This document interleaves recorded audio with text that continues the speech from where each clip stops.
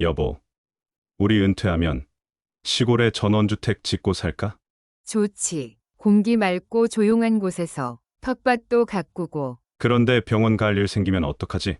아, 그것도 그렇네. 혹시 여러분도 이런 대화 해보신 적 있으신가요? 그런데 잠깐, 여기서 정말 중요한 사실 하나를 놓치고 계신 건 아닐까요? 실제로 전원주택으로 이사 갔다가 3년 안에 다시 도시로 돌아오는 사람들이 무려 70%나 된다는 사실 알고 계셨나요? 그리고 그들이 집을 팔 때 절반 가격에 팔아야 했다는 충격적인 이야기까지. 더 충격적인 건 제가 직접 상담한 한 어르신은 평생 모은 돈 8억을 전원주택에 투자했다가 건강 악화로 급하게 서울로 돌아와야 했는데 그 집을 3억에 팔 수밖에 없었다는 실화입니다. 오늘 이 영상을 끝까지 보시면 여러분은 절대 후회하지 않을 노후 주거지 선택의 비밀을 알게 될 거예요.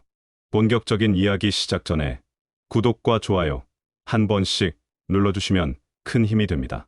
영상 공유를 해주시면 가족이나 친구들과 나눌수록 행복은 배가 됩니다. 저는 지난 15년간 수많은 은퇴자들의 주거 상담을 해오면서 정말 안타까운 경우들을 많이 봤습니다.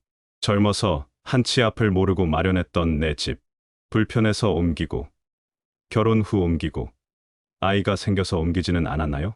하지만 노후에는 자신의 보금자리를 젊었을 때처럼 자주 바꾸기가 쉽지 않습니다. 대개 50대까지는 은퇴 후 생활비 등 재정적인 준비에 치중하다가 그 이후부터는 거주지 문제로 관심사가 옮겨지게 됩니다. 왜냐하면 사는 곳에 따라 고령자의 삶은 전혀 달라질 수 있기 때문입니다. 살던 내 집에 계속 살지 여부부터 이사한다면 어디로 갈 것이며 집 크기는 어느 정도 할 것인지 등 고민해야 할 게 한두 가지가 아닙니다. 사람들마다 사는 취향이 각기 다르고 경제적인 사정을 감안해야 하기 때문에 결정을 내리기 어려운 사안이죠. 최근 몇 년 전부터 코로나 확산으로 시중에 돈이 많이 풀리다 보니 부동산 가격이라든지 물가가 너무 많이 올랐습니다. 그래서 더욱 신중한 선택이 필요한 시점입니다. 우리가 노후를 보낼 주거 환경을 따질 때 가장 중요하게 생각하는 것이 바로 은퇴 자금인데, 얘가 가지고 있는 노후 자금으로 집을 구하는데 모두 쓰면 절대 안 됩니다. 제가 만난 김 씨 부부의 이야기를 들려드리겠습니다. 65세에 은퇴한 김 씨는 퇴직금과 연금을 합쳐 총 12억 원의 노후 자금을 갖고 계셨습니다. 서울 아파트를 팔고 강원도에 8억짜리 전원주택을 구입하셨죠. 그런데 3년 후 부인이 치매 진단을 받으면서 상황이 급변했습니다. 전문 요양시설이 필요했는데 시골에는 시설도 부족하고 비용도 만만치 않았습니다. 결국 서울로 돌아와야 했는데 그 전원주택을 5억에 팔 수밖에 없었습니다. 3억 원의 손실을 본 거죠. 우리가 나이가 들수록 현금 흐름을 확보하는 게 가장 중요합니다. 은퇴를 했다는 이야기는 건강을 자신할 수 없는 나이라는 이야기이기도 합니다. 갑작스런 건강 문제나 자녀들 문제로 긴급히 돈이 필요할 때 노후 자금을 모두 주택 자금으로 써버렸다면 해결 방법이 없습니다. 그렇기 때문에 은퇴 자금을 한번 계산해보고 거기에 맞는 현금 흐름을 충분히 확보하고 난 후 남은 범위 내에서 주거 문제를 해결하는 것이 가장 좋습니다. 베이비붐 세대를 대상으로 노후에 희망하는 주거 형태를 조사한 결과를 보면 정말 흥미로운 사실을 발견할 수 있습니다. 설문에 참여한 분들은 누구랄 것도 없이 주거지, 주변 환경 중 병원의 유무를 첫손으로 꼽았습니다. 은퇴 후 주거지를 고를 땐 병원 이용과 쇼핑이 편리해야 하고 노인형 여가 생활이 쉽고 자녀들이 찾아오기도 쉬워야 한다고 답했죠. 여기에 작은 소일거리를 할 수 있다면 더없이 좋겠다고 했습니다. 더불어 대형마트와 운동시설 등 인프라가 갖춰져야 한다고 입을 모았습니다. 또한 과거보다 줄어드는 추세지만 전원 생활을 꿈꾸는 사람도 여전히 많다는 것을 확인할 수 있었습니다. 이런 조사 결과를 보면 결국 편의성과 접근성을 가장 중요하게 생각한다는 걸 알 수 있습니다. 로맨틱한 전원 생활보다는 현실적인 편의성을 우선시하는 거죠. 이제 본격적으로 노후에 살기 좋은 집과 행복한 노후의 필수 조건들을 하나씩 자세히 살펴보겠습니다. 나이가 들면 밥보다 약을 더 많이 먹는다는 슬픈 말이 있듯이 고령자가 되면 병원에 갈 일이 매우 많아집니다. 나이가 들면 누구나 병마와 싸워야 하는데 몸이 불편해 운전은 어렵고 자녀에게 매번 부탁하기도 힘드니 큰 병원에 인접한 곳에 사는 것이 좋습니다. 제가 아는 박 씨, 어르신의 실제 사례를 말씀드리겠습니다. 경기도 양평에 전원주택을 마련하시고 2년간 정말 행복하게 사셨습니다. 아침에 일어나면 새소리가 들리고 마당에서 기른 채소로 요리도 해먹고, 그런데 어느 날 갑작스런 심장 발작이 왔습니다. 119에 신고했지만 가장 가까운 대형 병원까지 40분이나 걸렸어요. 다행히 큰 일은 없었지만 만약 더 늦었다면 정말 위험했을 상황이었습니다. 그 후로 박 씨, 어르신은 병원 근처로 이사를 결정하셨다고 하더군요. 아무리 좋은 자연환경이라도 생명보다 소중한 건 없다는 말씀이 정말 인상 깊었습니다. 의료시설을 고려하지 않을 경우 병원에 가기 위해 먼 거리를 이동해야 하고, 위급한 상황 발생 시 해결할 수 있는 골든 타임을 놓칠 수도 있습니다. 특히 뇌졸중이나 심근경색 같은 질환은 골든 타임이 정말 중요하거든요. 또한 정기적인 건강검진이나 만성질환 관리를 위해서도 병원 접근성은 필수입니다. 당뇨, 고혈압, 관절염 등 나이가 들면서 생기는 각종 질환들을 꾸준히 관리하려면 병원에 자주 가야 하는데 멀리 있으면 점점 소홀해지기 마련입니다. 폭력 범죄, 절도 범죄 등 고령자 대상 범죄는 매년 증가하고 있습니다. 경찰청 통계에 따르면 65세 이상 고령자 대상 범죄가 지난 5년간 30% 이상 증가했다고 합니다. 특히 전원 지역은 인적이 드물어 범죄의 표적이 되기 쉽습니다. 제가 상담했던 한 분은 충남 지역 전원주택에서 살다가 빈집털이를 2번이나 당하셨어요. 경찰서도 멀고 이웃집도 멀어서 신고해도 늦게 올 수밖에 없었다고 하시더군요. 주거지를 정할 때는 주변 CCTV 설치 현황, 가로등 상태, 경찰서와의 거리 등을 꼼꼼히 확인해야 합니다. 또한 주변에 도움을 요청할 수 있는 곳이 있는지도 중요합니다. 편의점, 경비실, 관리사무소 등이 가까이 있으면 위급 상황에 도움을 받을 수 있죠. 요즘은 IoT 기술을 활용한 안전 서비스들도 많이 나와 있습니다. 응급벨, 움직임 감지 센서 등을 활용하면 혼자 사는 고령자도 안전하게 생활할 수 있어요. 나이가 들면서 운전이 어려워지는 건 자연스러운 일입니다. 시력이 떨어지고 반사신경이 둔해지고 약물 복용으로 인한 졸음 등 다양한 이유로 운전이 위험해집니다. 실제로 교통사고 통계를 보면 65세 이상 고령 운전자의 사고율이 급격히 증가하는 것을 볼 수 있습니다. 그렇기 때문에 대중교통의 접근성은 정말 중요한 요소입니다. 제가 알고 있는 이 씨 부부는 처음에 경기도 가평에 전원주택을 마련하셨습니다. 운전할 때는 괜찮았는데 남편분이 75세가 되면서 운전을 그만두게 되었어요. 그러자 갑자기 생활이 정말 불편해졌습니다. 가장 가까운 버스 정류장까지 걸어서 20분. 버스는 하루에 6번만 운행했습니다. 마트 가기, 병원 가기, 자녀들 만나러 가기. 모든 게 어려워졌죠. 결국 1년 만에 도시로 이사를 오셨습니다. 대중교통이 불편하면 생활 반경이 급격히 좁아집니다. 마트나 병원 등 자주 가야 하는 장소가 걸어갈 수 있는 거리에 있는지, 없다면 대중교통을 이용하는데 불편함이 없는지 반드시 확인해야 합니다. 요즘은 지역별로 고령자를 위한 특별 교통 서비스들도 많이 운영되고 있습니다. 수요응답형 버스, 콜택시, 셔틀버스 등의 서비스가 있는지도 알아보세요. 오랜 직장 생활을 끝내는 은퇴 이후에는 비교적 시간 여유가 늘어나 무료함을 느끼기 쉽습니다. 특히 사회적 역할이 갑자기 사라지면서 오는 상실감과 우울감은 정말 신박한 문제가 될 수 있어요. 제가 상담했던 정 씨 어르신은 40년간 회사에 다니다가 은퇴 후 갑자기 할 일이 없어졌다며 우울증까지 생겼다고 하셨습니다. 처음에는 쉬는 것이 좋았는데 6개월이 지나니까 정말 견디기 힘들어졌다고 하더군요. 쇼핑센터나 문화센터가 잘 갖춰진 곳에서 거주한다면 쇼핑, 공연 관람, 전시회 관람 등 다양한 문화생활을 할 수 있습니다. 또한 취미 활동을 시작하기도 쉬워지죠.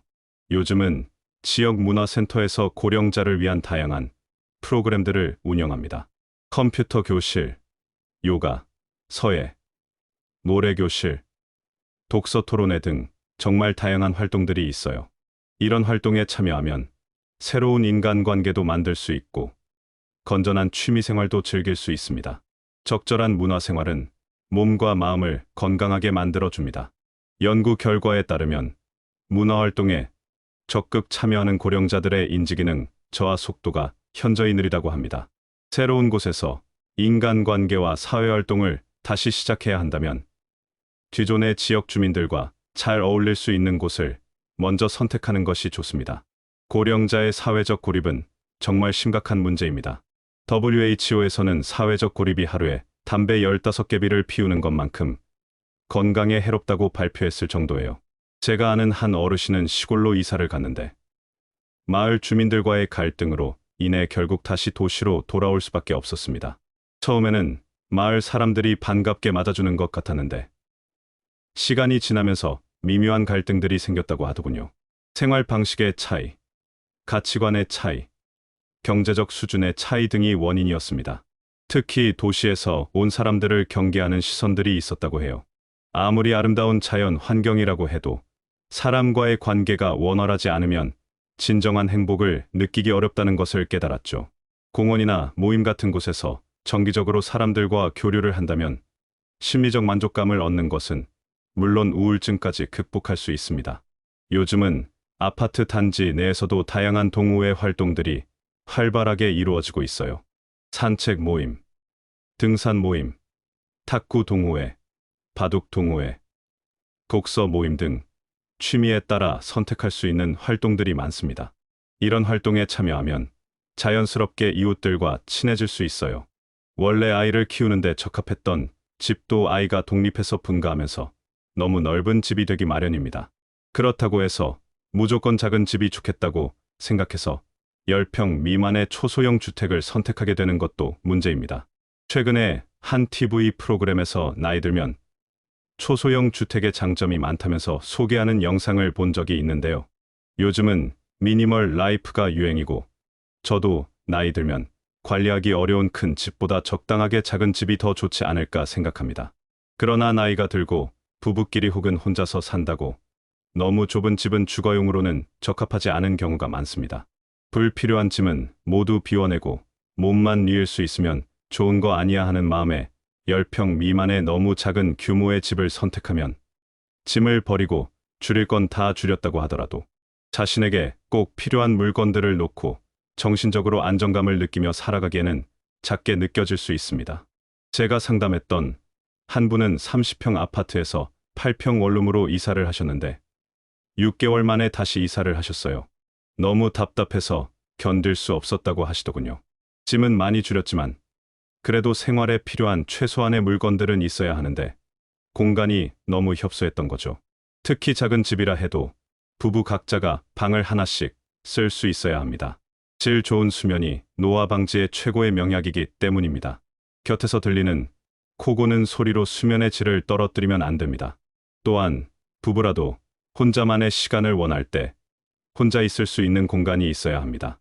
은퇴 후에는 부부가 함께 보내는 시간이 급격히 늘어나는데 때로는 각자만의 공간과 시간이 필요해요.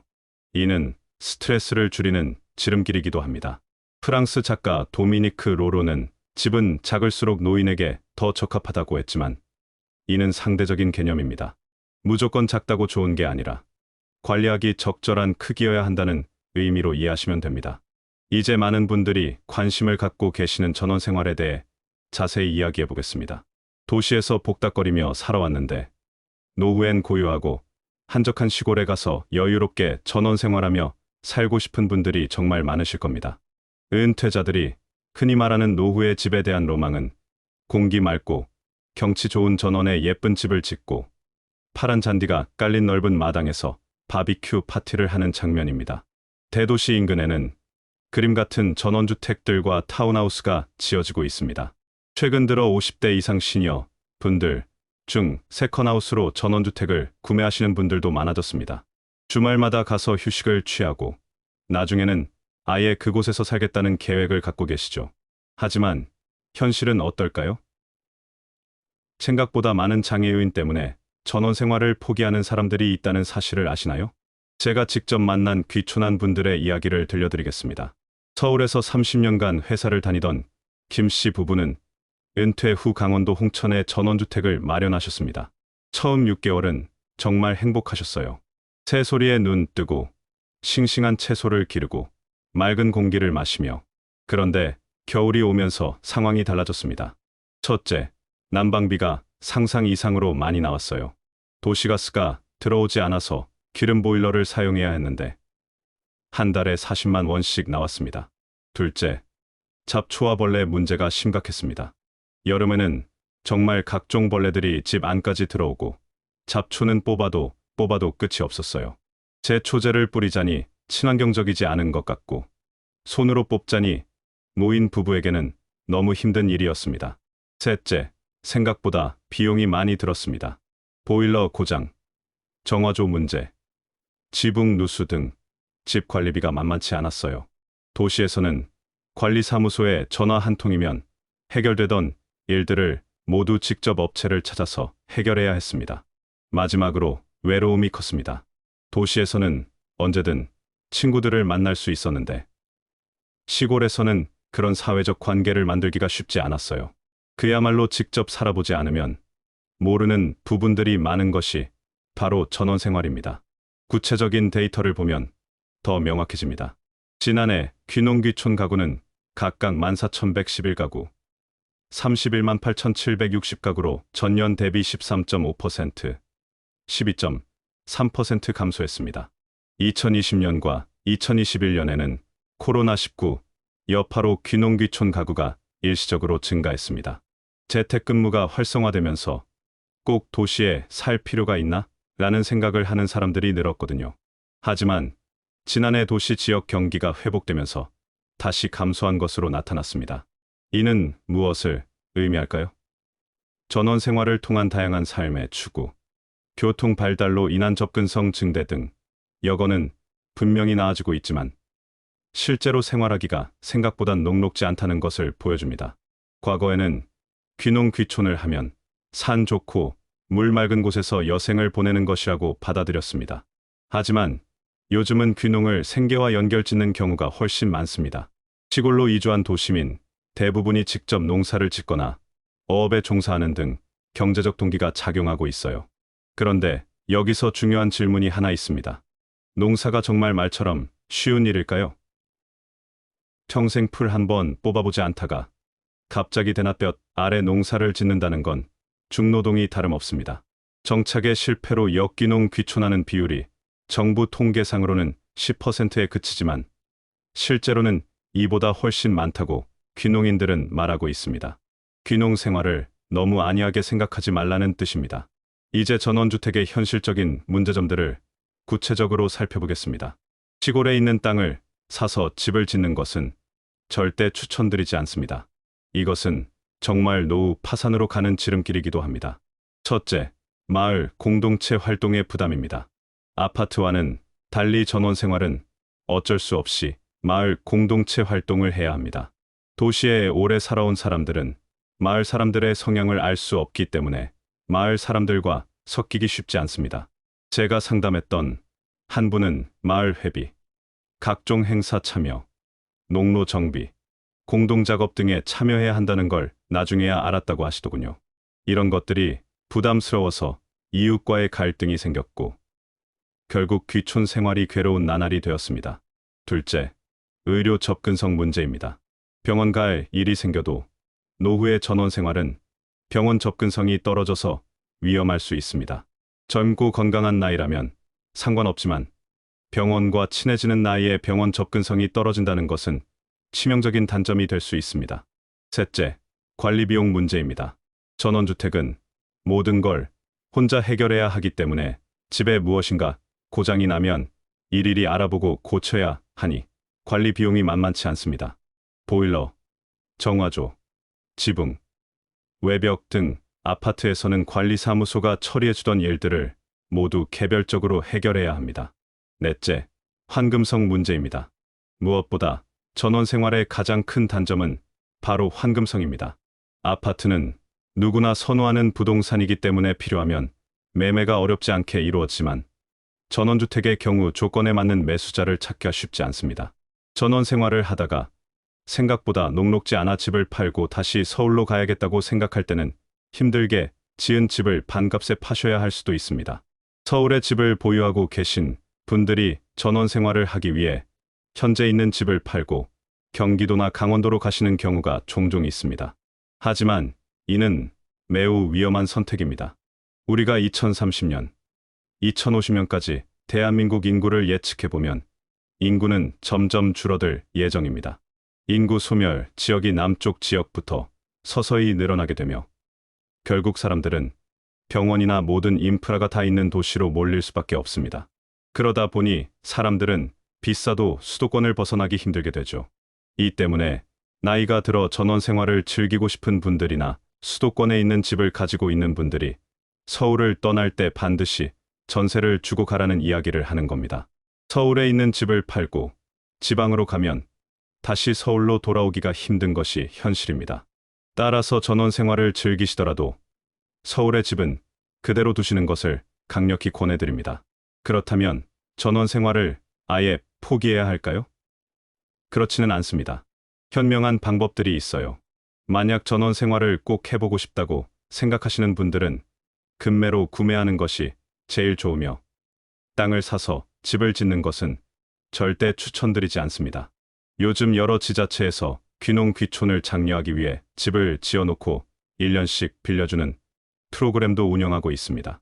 이런 프로그램을 알아보시고 직접 체험을 한번 해보신 후 결정을 하셔도 충분합니다. 최근엔 도시와 시골을 오가는 셔틀형 생활도 늘고 있습니다. 전반부는 도시에서, 후반부는 시골에서 생활하는 방식이죠. 도시에 자기 집을 두고 지방에 1년짜리 전세를 구해 살다가 전세 기간이 끝나면 다른 지역으로 옮겨가며 전국을 돌아다니는 분들도 계십니다. 어떤 방식이든 귀농의 위험 관리 차원으로 보여집니다. 도시에 살게 될 경우 노인들은 계단이나 문턱에 위험이 없는 집이 좋습니다.